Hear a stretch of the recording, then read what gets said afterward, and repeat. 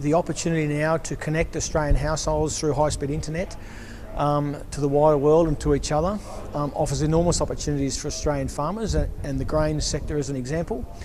And because that means that farmers now can connect up to a smart services sector which is emerging, but looking for ways to get into the farmers' lounge rooms. Well, with high-speed internet connection, the options range from the very simplest, which is things like video conferencing.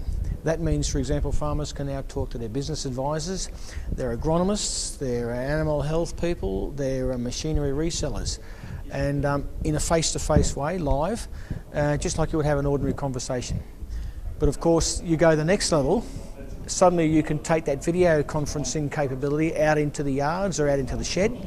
For example, with a local Wi-Fi connection within the farm environment, you can now connect the farmer to their machinery reseller or the mechanic. If there's a problem with the machine, they can put their head under the bonnet with a little camera on.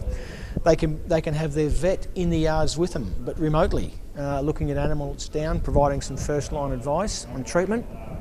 Even out in the crop, if you have a crop issue that you'd like some help in diagnosing, you know, your cereal plant pathologist could be with you looking over your shoulder virtually while you're out in the paddock. The next level of complexity is if you consider a lot of technologies available to farmers are around generating data.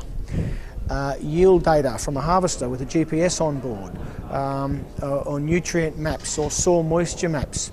All of this is data, and there is a service sector out there which is geared up around collecting that information for farmers, putting it all together and providing advice. Well, once the data is collected, the service provider can be interacting with the farmer direct, but remotely, again through high-speed internet, such as through video link and live data exchange. For example, if we use precision agriculture as a case, you know, the adoption rate's still around the 20% of the sector.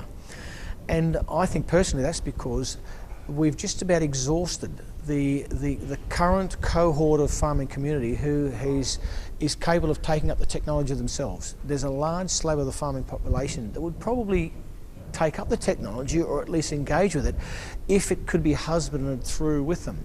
And that's where the smart services sector comes in and the connectability into farms goes, because now you can have virtual consultants assisting them through every step of the way, installation, troubleshooting, diagnosis, and then of course the most important step, which is collecting and collating the data that's generated and then interpreting it and providing advice on it.